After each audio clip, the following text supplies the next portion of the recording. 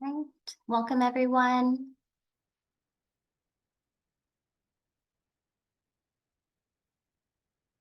All right, just get everything set up.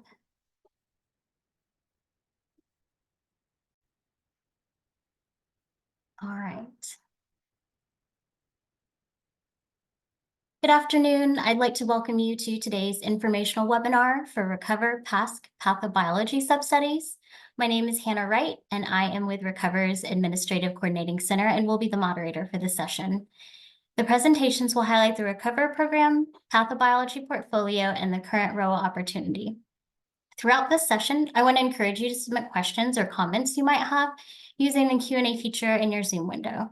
You can also click the thumbs up to upvote a particular question. A recording of this will be made available for consortium viewing, and after the presentations, we will answer as many questions as possible. Please join me in welcoming Dr. Mara Blahovich-Scroggins for our first presentation.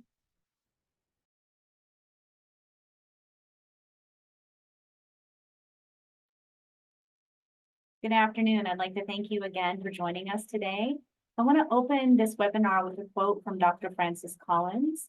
NIH deeply appreciates the contributions of patients who've not fully recovered from SARS-CoV-2 infection and who have offered their experiences, insights. And we now ask the patient, medical, and scientific communities to come together to help us understand the long-term effects of SARS-CoV-2 infection. This quote really reflects the sentiment of the NIH and RECOVER community and is central to our mission here at the NIH to advance our fundamental knowledge about the nature and behavior of living systems and the application of that knowledge to enhance health, lengthen life, and reduce illness and disability. The RECOVER Pathobiology Research Program is part of infrastructure to address the long-term consequences of COVID infection. Next slide. The RECOVER initiative is designed to study, define, and seek treatment options for post-acute sequelae of SARS-CoV-2, or PASC for short, commonly referred to as long COVID. Over the next few slides, I want to briefly highlight the key elements of the RECOVER program and its design and the national cohorts. Next slide. The key purpose of RECOVER is to understand, prevent, and treat PASC, including long COVID, and to support individuals experiencing the long-term health effects from the virus that was caused by COVID-19. Next slide. The program was launched in fiscal year 2021, which supports administrative and core infrastructure to support the enrollment of PASC patients across the United States. Next slide. On this slide, you can see the diversity of the components that are integral to the RECOVER program, including having patient and community engagement embedded throughout the program governance. Additionally, we know that PASC is a multi-system syndrome, and the program continues to leverage subject matter experts in diverse areas to help advance our understanding of PASC. Key to the program are the research studies, which include the longitudinal observational adult, pediatric, pregnancy, and autopsy cohorts, EHR studies, a mobile health platform, and the pathobiology research studies. Finally, the most recent launch part of this program is a clinical trials arm.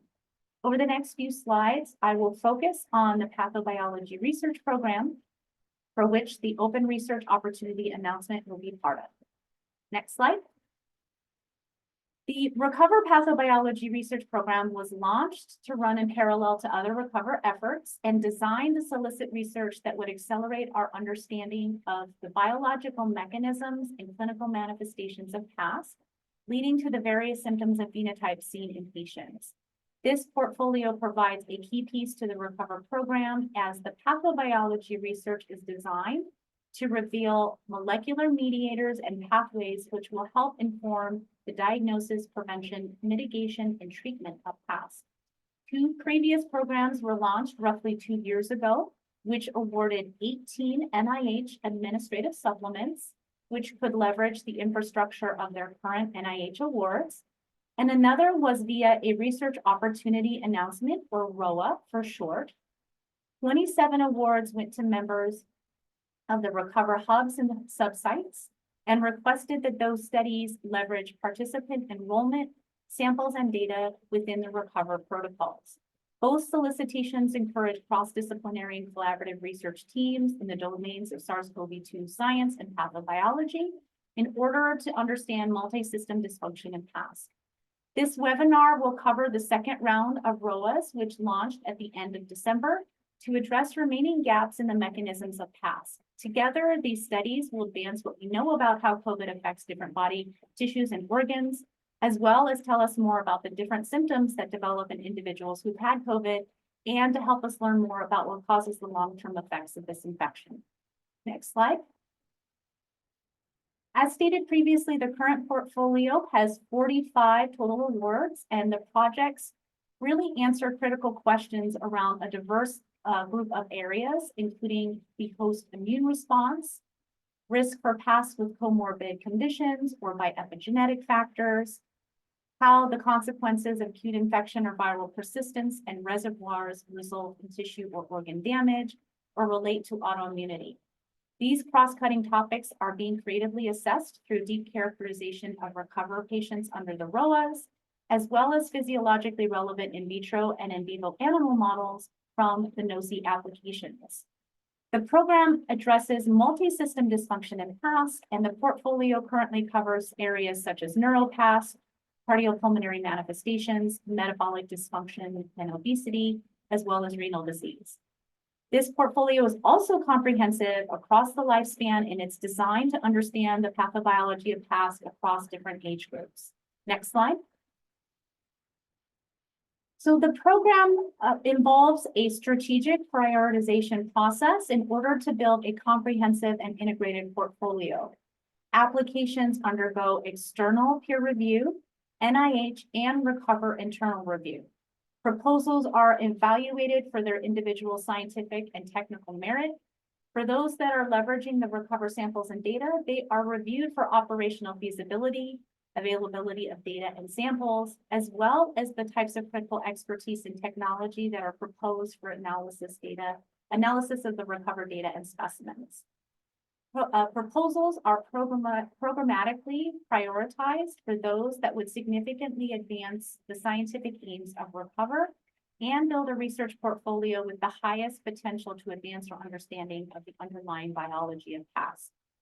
Next slide.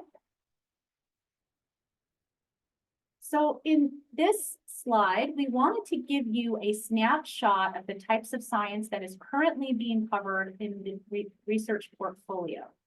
This portfolio covers a range of deep phenotyping methods in patients with and without PASC, studied across multiple cohorts and combined with mechanistic studies in preclinical models in order to reveal biomarkers and biological pathways that are very much needed to help us understand the complex clinical manifestations of PASC. Investigators are performing deep single-cell omics phenotyping of PASC using state-of-the-art technologies and complementary sampling approaches. Exploration of diverse immune cell types and signatures from bank samples in the protocol, and analysis of cells derived from tissues and organs affected by PASC, such as methods by bronchoscopy, tissue biopsy, or histology of autopsy specimens are also underway. MRI and other imaging technologies are being employed to correlate clinical features and structural changes to these deep phenotyping studies. Under the umbrella of RECOVER, these data can be integrated with the clinical and quality of life data in order to link pathobiological mechanisms and pathways underpinning PASC, ultimately with the goal of determining the signatures that will inform prevention and treatment. Next slide.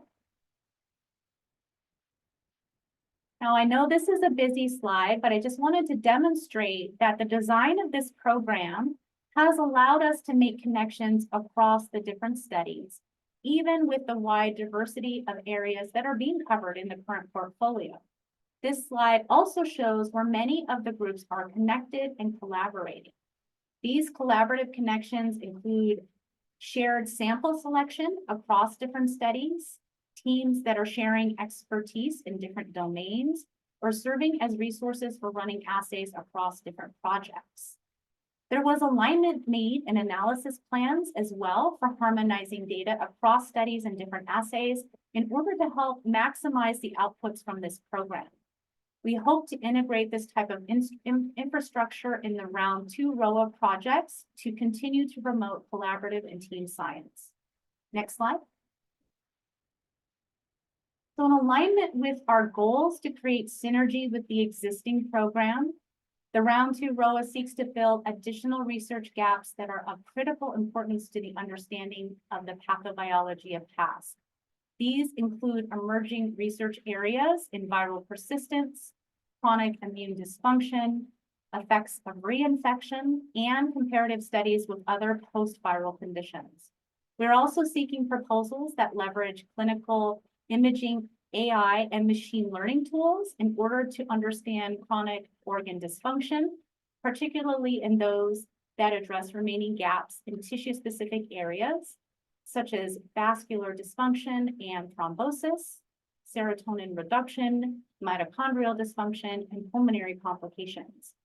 Finally, there's a unique opportunity to leverage the RECOVER cohorts to understand intersectionality and risk assessment related to social determinants of health, sex and gender, or other structural factors, or even to validate published studies about PASC using the RECOVER cohorts. Next slide. So I will briefly go over the application requirements. What's of utmost importance is that the primary applicants that submit proposals must be at sites that are supported under RECOVER. These awards will be subawards to existing other transaction authority agreements and therefore must come through existing RECOVER hubs or subsites. However, the round 2 program encourages collaborative team science, and therefore we're encouraging applications that pool expertise and consolidate research goals. Additionally, we will permit engaging external partners that are scientifically justified in the applications. Each proposal must have a cover page, which will provide the basic demographic information for the applicant. You're also permitted a 1-page project summary, which should include an abstract covering the summary of research objectives, your aims, and your methods. 4 pages are permitted for the project plan and must address technical approach, the experience of key personnel, your management and staffing plans, prior experience to the research areas that are being proposed, and a robust data analysis, management, and sharing plan. The appendix materials that are permitted within the application could include any relevant manuals of operations for course support, which could be leveraged by your proposal, and biosketches of key personnel. Next slide. Project periods of 1 year are encouraged, and up to 2 years can be requested if scientifically justified. Proposals of a direct cost of $500,000 are preferred, but budgets can range based on the project period and scientific needs of the proposal. Please note that expenses for instruments or equipment are not permitted. We expect that the science supported by these programs will be published rapidly in order to advance the field. Therefore, we want to make sure that applicants adhere to the publication and data sharing policies within the funding announcement. Next slide. So I just have a few more slides. I'd like to close out with saying, in order to accomplish the goals of this program, the vision here really is together we can learn more.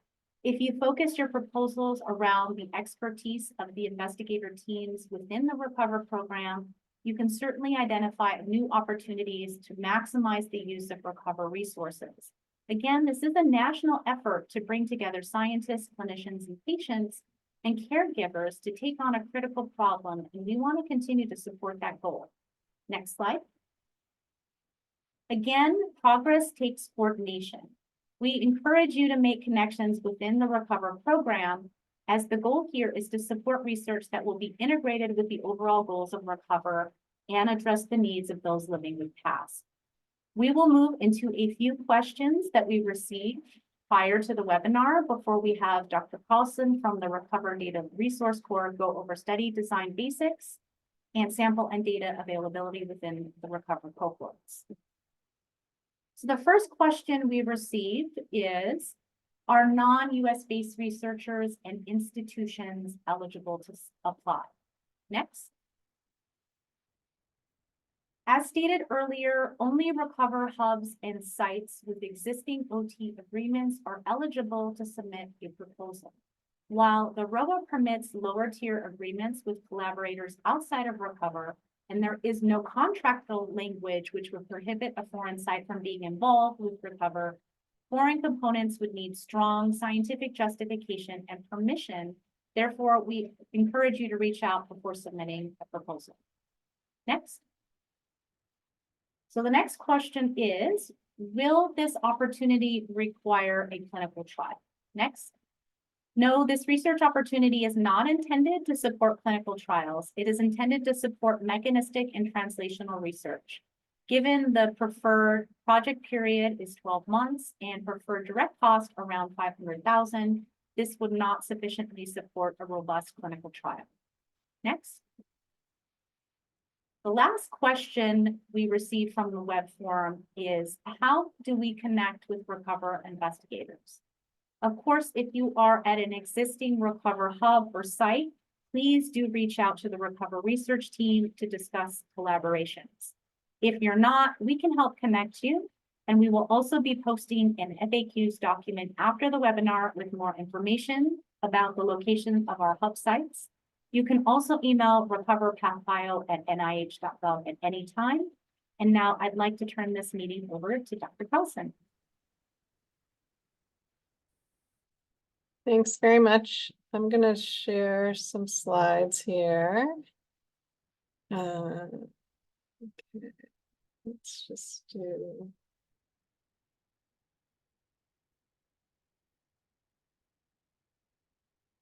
Are you seeing my slides? Yes, it's still in the PowerPoint view. Okay.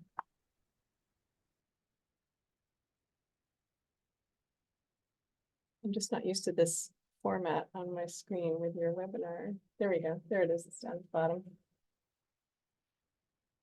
Okay. Okay, so I wanted to go over the study design from the 3 studies. For those of you who are hub PIs, I apologize if you already know a lot of these details, but for everyone else, there are 3 cohorts, observational cohorts in RECOVER. There's the adult cohort, the pediatric cohort, and the autopsy cohort.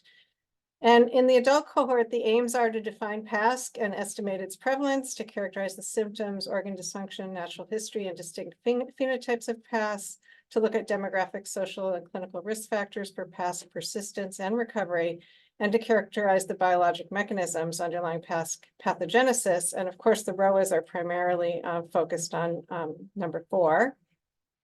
And in the adult cohort, there's a nice diagram from Andrea Folks that I borrowed to show all of you, which is that we enroll in the adult cohort sites 2 types of participants. People who have recently had COVID within the first 30 days are enrolled during that acute phase of infection, and then they're followed prospectively during the chronic phase or the post-acute phase. We also have enrolled people post-acute, meaning they could have had COVID infection anywhere up to 3 years before enrollment. So they get enrolled at some point. And when they get enrolled, they start being invited for visits every 3 months. And so you have a variety of people who entered the study at 3 months, 6 months, 9 months, 12 months, et cetera, up to 3 years after their infection. And one of the core questionnaires or surveys in the study asks about symptoms. There were originally 47 symptoms that were assessed, and now the symptom questionnaire has been revised to include 61 symptoms, and they're in, the organ systems that you would expect, and they're the kinds of symptoms that you would basically expect to be characteristic of PASC. And there was a paper published in JAMA that defined an early definition based on the symptoms, and now the consortium is working on revising that definition and adding more components to it. So the original study design, it's probably hard to see this because it's tiny, but the original study design, it proposed a cohort of 1,700 individuals in this acute, and it was supposed to be over recruiting the acute cohort with 9,000 and with about 6,000 post-acute participants, as well as a subset with pregnancy, who basically women who were pregnant and had COVID infection at the time they were pregnant. So what's happened is that the sample size has been reduced to 14,880, and we have finished enrollment. And these are the total numbers of participants enrolled. So about 5,000 acute infected were enrolled, 7,300 post-acutes, and a total of about 2,500 uninfected. They were initially enrolled based on their date of a negative test. So 1,166 had a recent negative test, meaning within 30 days, similar to the acute infected. And then the post-acute infected had their last negative test sometime in the past. And the follow-up data so far is that about 77% of the survey visits have been completed during this longitudinal follow-up. And about 70% of the cohort have been completing in-person visits, where we collect a lot of data and samples. And the way it works in RECOVER is that that symptom questionnaire is analyzed for symptoms that can trigger follow-up testing. So for example, if someone presents with shortness of breath and it's moderate to severe shortness of breath, they're then triggered to have pulmonary function tests ordered and a CT scan ordered. And then if those are abnormal, those are what we call tier 2 tests. If those tests are abnormal, then they get more invasive or more deep phenotyping type of testing, such as CPET testing in tier 3. So similar with brain fog, if they have brain fog symptoms and a certain score on their neurocognitive tests, then they come in for more neurocognitive testing by the study teams. And then if those are abnormal, they have brain MRI. And so we're in the process in the study, and all of the hub site and site PIs know this, that they're trying very, very hard to get these, those that are triggered to be completed, to be scheduled and completed, have participants show up. And a few of the tier 3 tests have not quite launched yet, but in general, in the adult protocol, most of the tests have launched. These are the sample types that are collected in the study: serum, plasma, cells, whole blood as packed gene tubes, saliva, nasal swabs, a subset get nasopharyngeal swabs, urine and stool. And I would say not everyone is giving stool samples. The other thing to know is that the PBMCs are collected in CPT tubes and sent to the biobank, which is the Mayo Biorepository. Some sites are processing PBMCs locally. And we have a pilot study underway to test a number of immunologic tests between the locally processed and the centrally processed samples to see if the immune assays are accurate in both types of samples. This is a really complex slide, and we'll give this to you after the seminar so you can really understand it. But the top part down to tier 1 office visits are all the surveys in the study. So this gives you a nice sense of what we're collecting: comorbidities, medications, demographics, past symptoms, social determinants of health, et cetera. And you can see that in this grid, most of these surveys are collected every 3 months. Some of them were shortened. So like the social determinants of health had a lot of questions at baseline, so the follow-up survey is shorter. Alcohol and tobacco has slightly different questions that follow because we're looking for what happened since the last visit. And then the pregnancy cohort, women answer extra questions. So there are a couple extra questionnaires, but it's the same pattern where there's a baseline pregnancy questionnaire and then follow-up questionnaires. And they're invited to come into the office for these office visits where additional measures are taken, like an active stand test to measure their height, weight, and to measure their blood pressure and heart rate at various time points after standing. And these are done at the 6-month and 12-month mark, and then 24 months and 36, et cetera. And then biospecimens are collected frequently, initially at 0, 3, and 6 months, then at 12 months, and then annually. And so if you think about an acute participant, this is what they would do. Someone who was enrolled during the first 30 days of an infection would do all of these. If they were enrolled, say, at 21 months, then they might only have annual follow-up. We would get the biospecimens at 24 months, and then at 36 months, and then at 48 months. Okay. So this is the study design for the pediatric cohort, and it has a very different type of study design. It has a very survey-heavy initial baseline assessment, which is called Tier 1, which was initially targeted to enroll almost 20,000 children, and also young adults. So it goes up to age 25. And then the acute participants, where they aim to get 800, again, these are enrolled during the acute infection up to 30 days, are given, the parents or caregivers are given questionnaires 2, 4, and 8 weeks after enrollment. And then those acute participants are automatically invited to join Tier 2. Now, Tier 2 in pediatrics is very similar in design to the longitudinal cohort in adults. It involves study visits, first at 6 months, then 12, 24, 36, and 48, with Tier 2 and Tier 3 tests done, blood sample collection, et cetera. So I always think of Tier 2 in peds as the same as RECOVER longitudinal follow-up for the adults.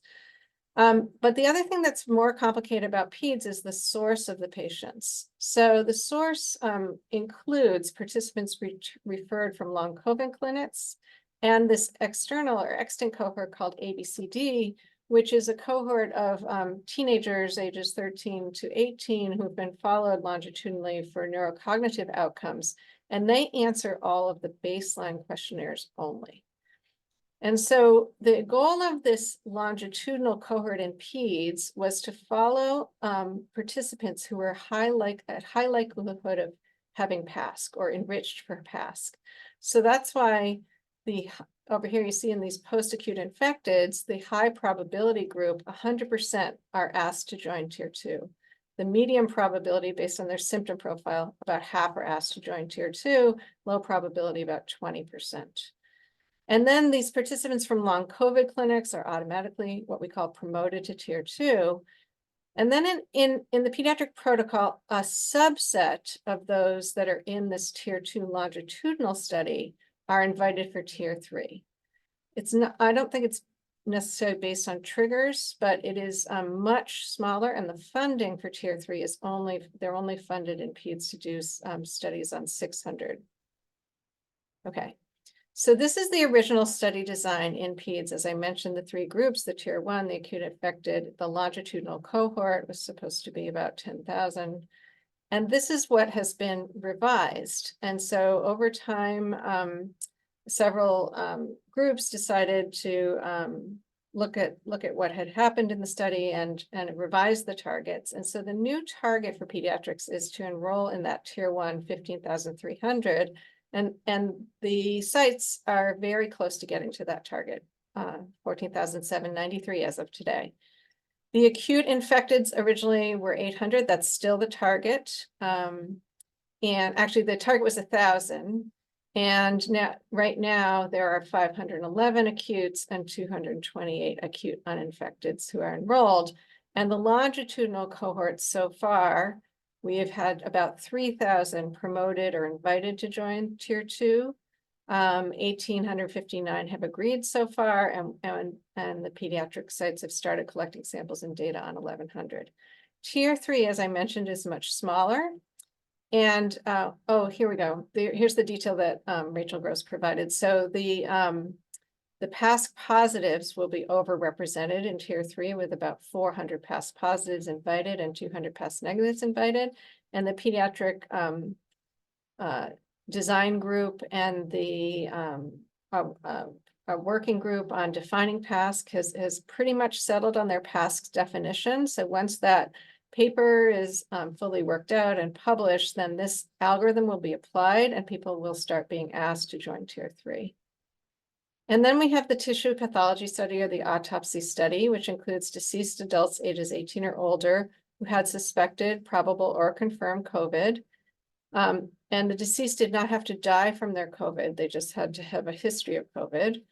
They could have PASC or could not have PASC as defined by the WHO criteria. And this cohort is divided into acute and post-acute with slightly different definitions. So acute means that they died 15 to 30 days after their COVID symptom onset, whereas in adult and peds it's up to 30 days. And then the post-acutes are defined 60 days or longer. Now, originally the target enrollment was 700, and the autopsy sites have approached thousands of families, thousands and thousands of families. And the targets were just recently revised. So the original target was to get 100 acute and 600 post-acute, where 400 would have PASC and 200 no PASC based on chart review. The revised targets are to enroll 50 acute and they are currently at 27, and 300 post-acute with 100 PASC and 200 no PASC. And right now there are 163 post-acute, and these are the sample sizes for how many currently have PASC. Okay, that's what I have so far. And I think later we'll open it up for questions. Thank you, Dr. Carlson. There are a couple of questions that we've received via our webinar registration, and I will bring that up for us now. Okay, so what samples are available for proposed research? So I listed the samples on my slides in the adult cohort.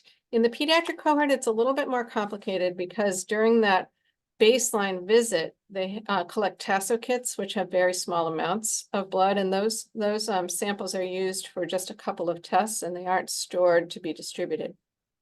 What happens is that the longitudinal cohort is having samples collected at every 6 months, and they're similar samples to what are being collected in the adult cohort. I'm not as familiar with peds, so I'll have to get back to you on whether they're collecting every individual sample type that is also in adults. But in general, it is plasma serum, PBMCs, PAX gene tubes. I'm just not sure about urine and stool. Maybe someone else on the webinar knows that detail. But again, in pediatrics, it would be that smaller cohort, currently about 3,000 who've been invited to be in the longitudinal pediatric study. Great, thank you. And then what is the process and timeline for receiving samples?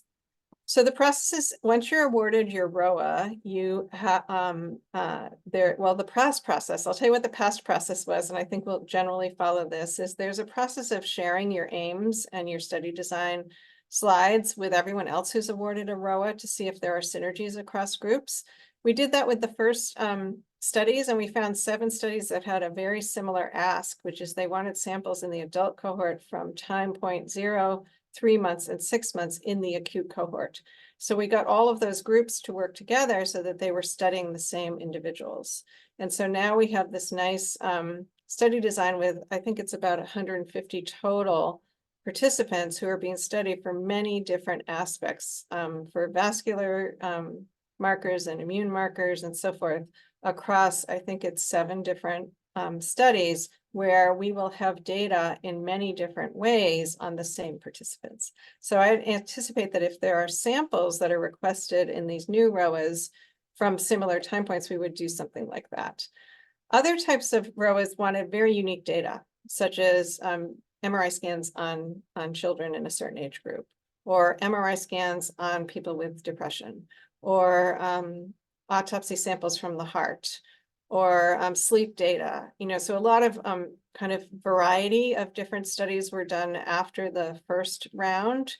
And so the process there is that you need to have an analyst on your team. And I think the RFA says this very clearly, that you need to have a biostatistician who receives effort on your grant application to analyze the data to select your samples. We have been doing custom data analysis in the DRC for many of the ROAs, and it is incredibly time consuming and overwhelming for them to do 27 different sample selections. And so now the data is now available in a platform called 7 Bridges, and there's a nice tutorial and ability to analyze the data yourself. And so we're asking each of these new ROAs to analyze the data themselves to select which phenotypes you want, which samples you want, what time points, et cetera. And then you would pass off your list, your pick list, to our sample team. And they communicate with the biorepository. At that point, when you know your total N that you're requesting, you create a data use agreement with the Mayo biorepository. They don't want to hear about a data use agreement until you've got a final N, because they're at Mayo, they want to have the exact N that they are shipping before they complete the data use agreement. So that's one little detail that has been frustrating for people, because in the past, when they got their grant, they want to start the DUA process, and Mayo wasn't ready to do that. Thank you. Oh, it's an MTA, not a DUA, sorry. Okay. Before we open up the floor and answer the questions submitted, we do have a quick poll to help us get a better sense of the interests of researchers attending. You should see a pop-up now. We did have a question, and maybe Mara can answer it, whether you can have applicants from the cores apply for the ROAs?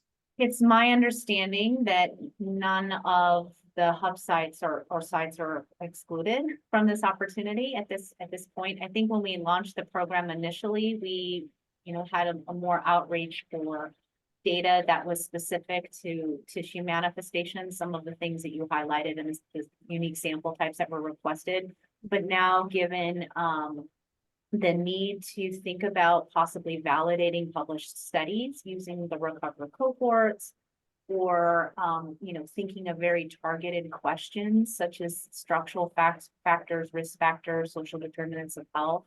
The groups that have the data may make most sense to ask those questions. And so I think, to our knowledge, I think that the cores are eligible, but we can circle back and make sure that that's the case. Okay. Great. Okay, we'll go to the question and answer section. And one of the questions we have is for the CPET testing that Dr. Carlson just described. Is there a standardized protocol being used for those data, and would additional studies in this area be encouraged? Oh, yes. For all of the tier 2 and tier 3 tests, there are very detailed SOPs. So they're all research grade tests.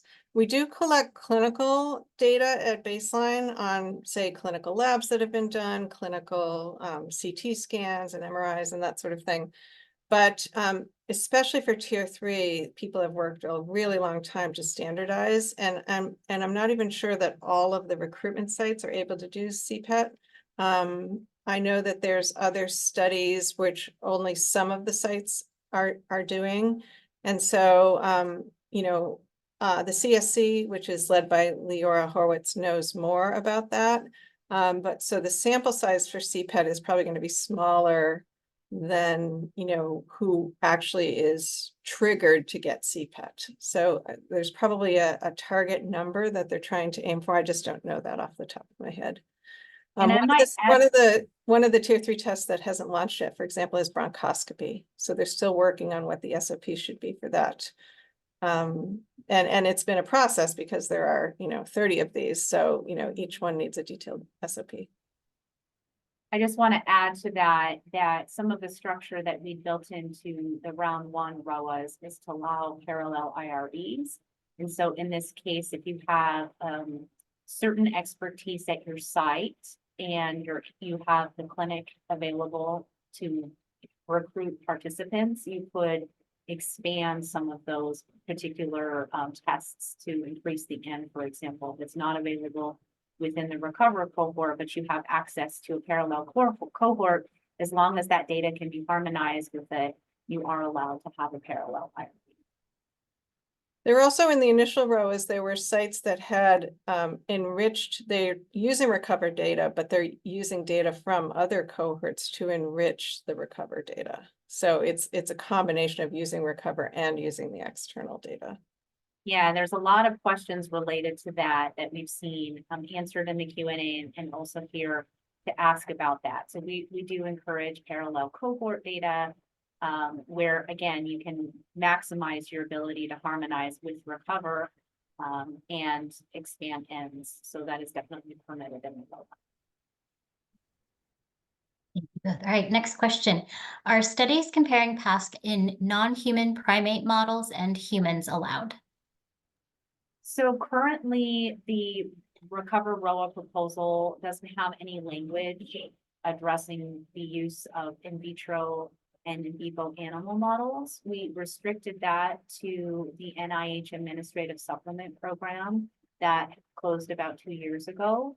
And so we are really looking in this case for individuals to leverage RECOVER. We want you to leverage the participant enrollment in the cohorts and the rich data that is available there.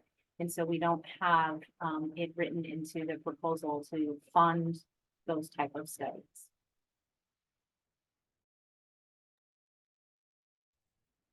Next question we have is, what tissues are available in the autopsy tissue pathology cohort? So I'm going to answer that question briefly in the interest of time, and I'll post in the protocol paper that just came out not that long ago that will tell you where these tissues are being sampled. It does include brain samples. You know, basically they're sampling from many, many sites around the body and in a very standardized protocol, including brain. For an investigator at a non-RECOVER site who has an idea for a study that would use RECOVER samples and resources, would you have suggestions on connecting with someone at a RECOVER site who might be interested in collaboration? Yeah, again, this is a pretty big network, and we've received this question a couple of times to the email box, and my general answer is if you're doing COVID research, you probably have COVID collaborators, and they probably are affiliated with RECOVER, and so those connections are probably already there. Maybe you just haven't asked the question, and so those that are working in similar areas may already be linked to RECOVER and be permitted to submit a ROA. So I would go there first. If you're unable to make those connections yourself through your research community, we certainly can help make you make connections to different domain experts and subject matter experts that are working in the RECOVER protocols. The next question we have is it possible to propose additional MRI scans prospectively? I think I touched on this a little bit earlier. You are able to get a parallel IRB to collect additional new data as long as it is harmonized with what's being collected in RECOVER. You also have to keep in mind that you want to be able to propose a target and timeline that you can accomplish. We are encouraging 1-year project periods with 2 years as strong scientific justification, because we want to keep these projects in line with the ongoing project period for RECOVER overall. So just keep that in mind, but you are able to propose additional longitudinal studies, again, within the right timeline. Great. One of the next questions we had, and I believe this is about tissue sample. It's a question regarding if placenta samples are collected. So there are 2 pregnancy sites in RECOVER who have longitudinal studies on their own. And I believe in at least one of them, they're collecting placental samples, but they're not part of RECOVER. So you could look up on the website to find out who those PIs are and contact them if you're interested in placental samples.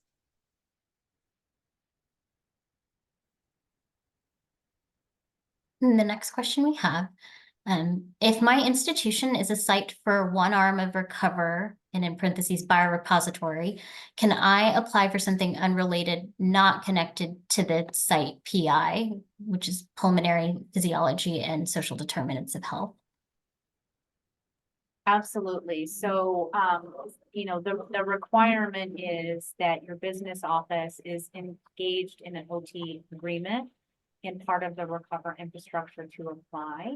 And you don't necessarily have to apply with the science that is tied to that particular hub site if there's, focusing on one area of research. We do encourage you to collaborate to the best of your ability. As Dr. Carlson said, this is a very complicated protocol, and the people who understand it the best are the ones that are engaging in the cohorts. And so that would be a very productive relationship to form if you can.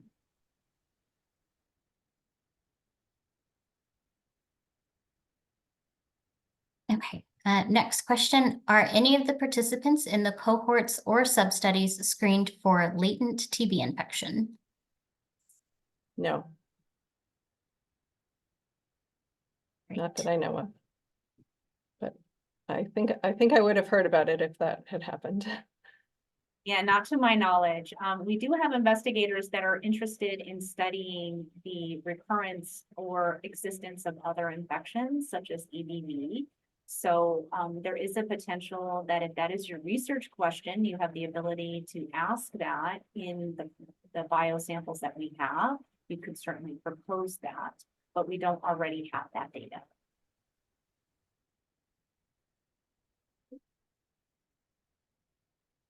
All right, and then are any kidney biopsy samples collected?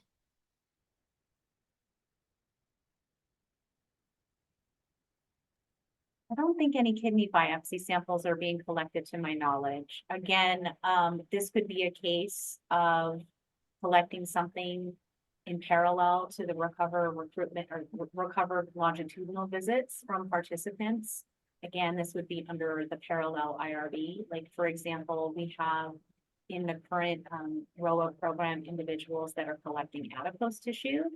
And that adipose tissue is not part of the routine RECOVER protocol. So they have this parallel IRB to ask their mechanistic questions, and they're able to collect that additional tissue biopsy at the RECOVER visit.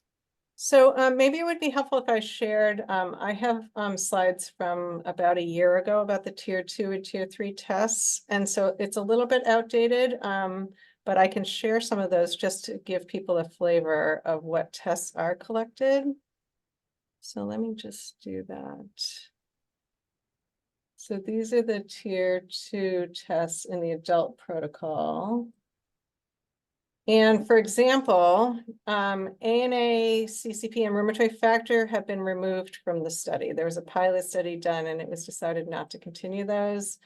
EBV antibodies were done in a subset and that's been dropped. And the OGTT was done in several thousand participants and that's now been dropped. Are you seeing all of this? Just want to make sure you're seeing it. So, you know, most everything over here under laboratory studies is only being recorded if it was done clinically.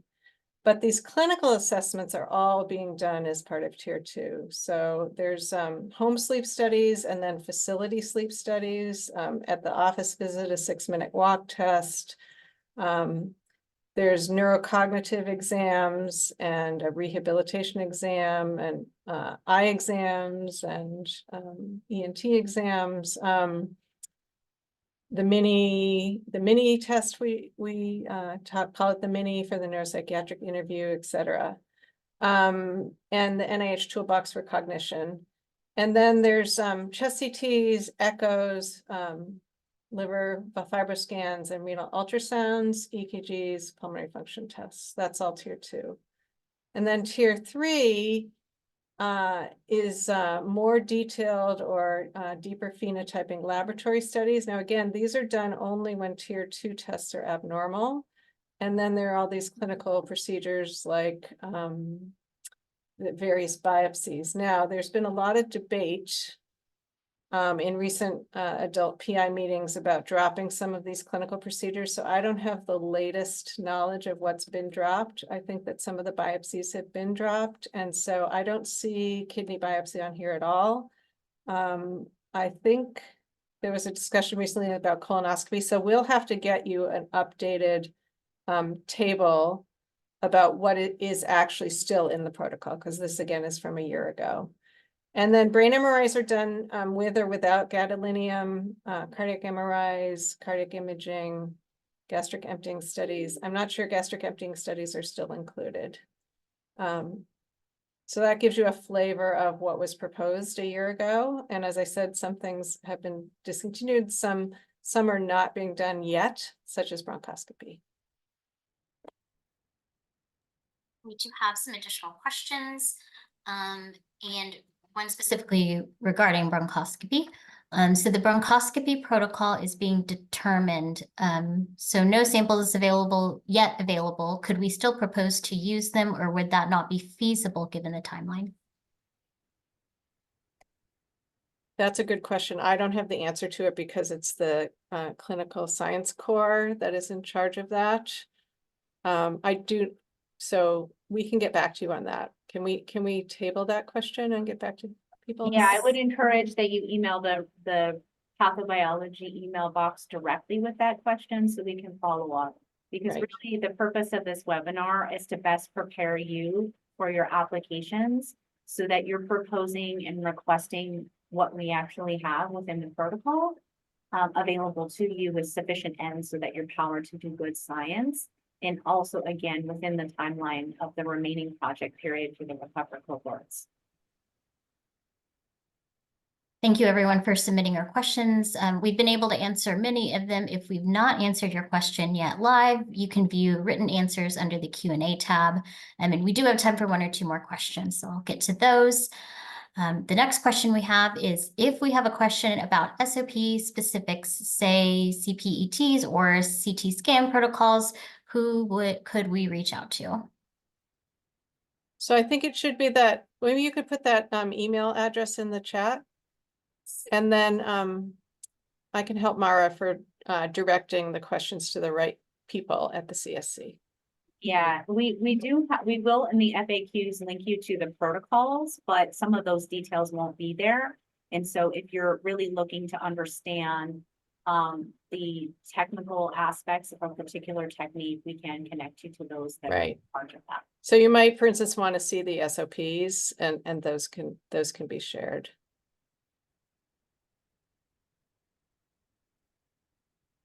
Next question, can investigators at ABCD sites apply for the grant?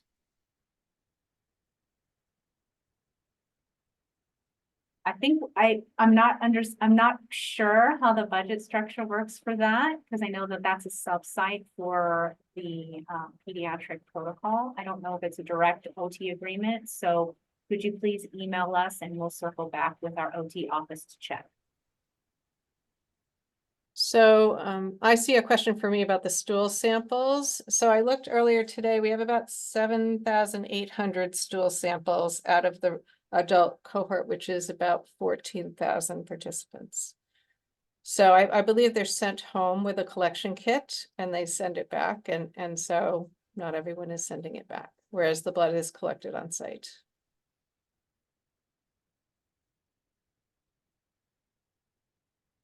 All right. I think maybe one or two more questions left.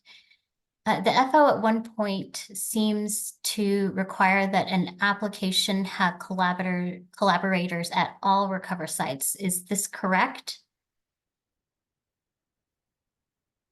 Can you repeat that question? The FO at one point seems to require that an application have collaborators at all RECOVER sites. Is this correct? No, we previously had language that was restrictive to indicate that we would accept one application from a hub or site. This was mainly to reduce the number of applications we received. To be transparent, we received almost 100 applications to the last ROA, and as I stated earlier, we ended up funding 27.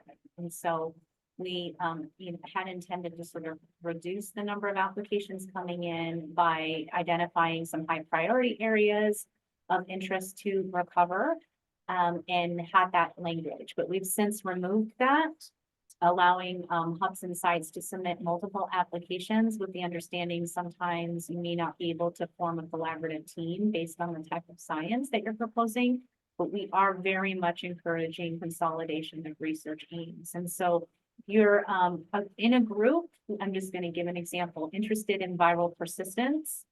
And another group that might be interested in that, you may want to try to work together and collaborate, especially if you are at different RECOVER sites. So we don't receive multiple applications in the same research area, because as Dr. Carlson mentioned before, in the round one funding prioritization, we had to make a lot of those connections ourselves. And we really like for you all to make those nitpicks. I think we have time for one last question. And as a reminder, we will be sharing the recording and additional documentation after this webinar. So the last question we have is, excuse me, sorry. Is this opportunity for RECOVER PATH program only, or is a RECOVER Vital site okay? I'm not sure I understand the question. Let me see if I can read it in the Q&A. So I think the question is this, can applicants come from the clinical trials part of RECOVER? Because Vital is one of the clinical trials. So do you consider that a RECOVER site or not? I think that's also another question we need to ask the OT office, because again, I'm not sure how those arrangements have been made. Right now, the ROA program is currently covering the existing cohort sites that are collecting samples and biospecimens in the longitudinal studies. So please email us and we can get that clarification.